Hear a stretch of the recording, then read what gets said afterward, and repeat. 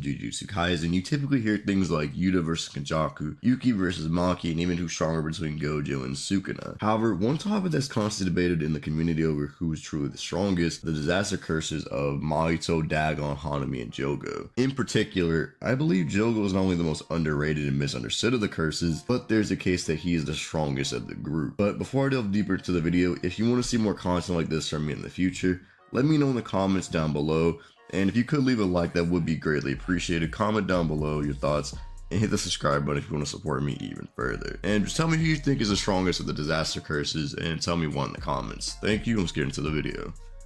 Jogo is my personal favorite of the disaster curses, not just because of his overly serious nature with his goal in mind, but his cursing that's literally just flames, and not many flame users in anime can get off the same foot that Jogo does, besides maybe Yamamoto from Bleach. But most fans' complaint with Jogo is that he doesn't do anything in the series, or that he's weak because he quote-unquote loses every single fight he's in. But what they need to take into account is that Jogo, when he loses said fights, he's fighting the two strongest characters in the series, Satoru Gojo and Ryomen Sukuna respectively.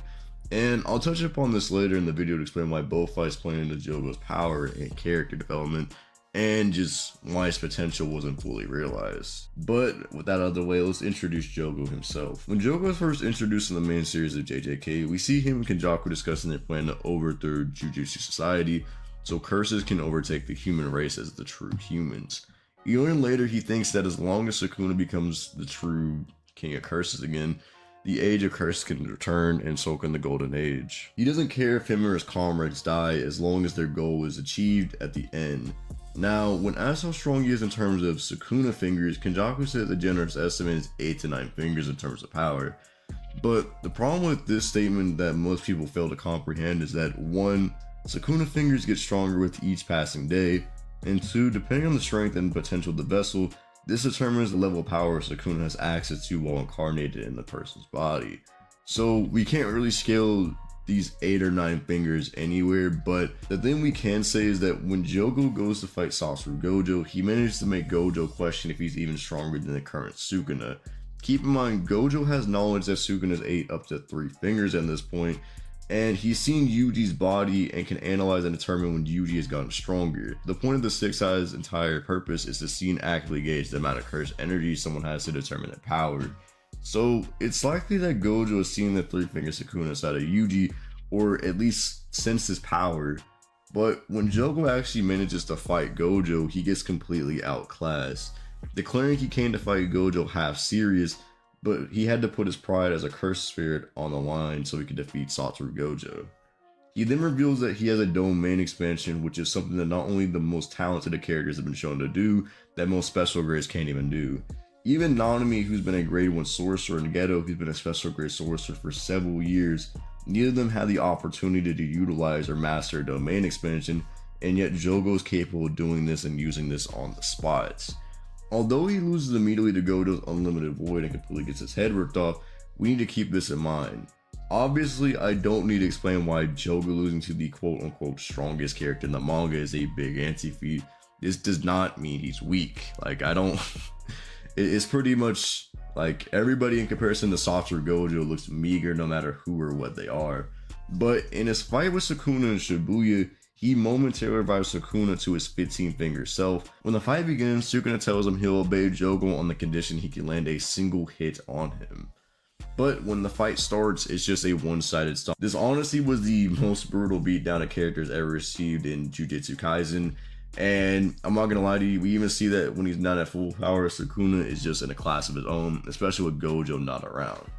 Jogo gets folded so hard he thinks even with the domain expansion, he could not stand a chance like he did against Gojo. He's able to summon his maximum meteor to try to damage Sukuna, but Sukuna does praise it, saying that if the attack managed to touch Sukuna, it would have damaged him, which a lot of people seem to brush off or say Sukuna's joking, but Sukuna's only joked about a character's weakness and how pathetic they are in comparison to him. Like when he fights Gojo, this is one of the few times he admits an attack could harm him.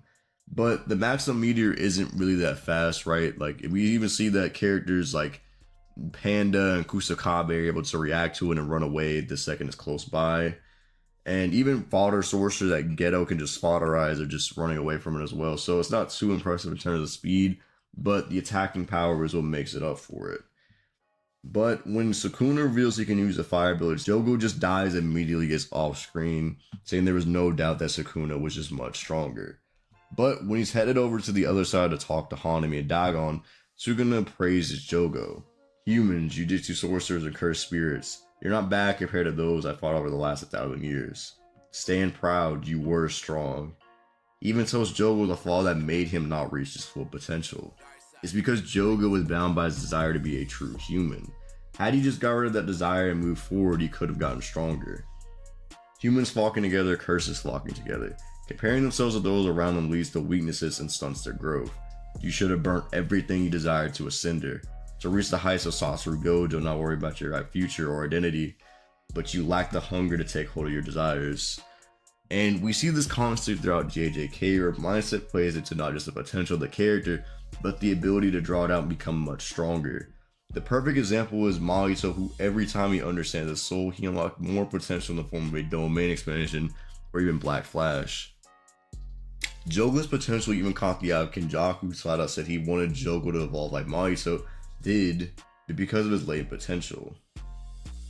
But the main point I'm trying to correlate with these two losses is that how they define Jogo as someone who had the potential to reach the heights of these top tiers, but couldn't desire to become human. If you look at Hanami and Mahito in comparison, whenever they try true to themselves, they become stronger. In Hanami's case, when he's having fun fighting and being true to himself, being true to a curse, his mindset heightens, allowing him to grow.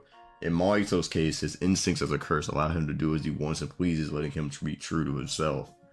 When he does his latent potential is so large that he gains access to a domain expansion just from a sliver of this information. In Shibuya, every time Mahito was at a disadvantage from an opponent, such as Gojo's 0.2-second domain expansion, he takes that and adapts it to his arsenal, making it better and improving himself.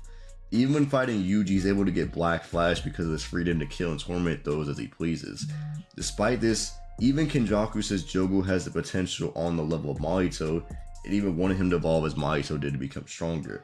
He had the potential but lacked the hunger to take hold of it is the perfect phrase to describe Jogo as a character. He wanted to become human, but because of that he couldn't take hold of his true potential.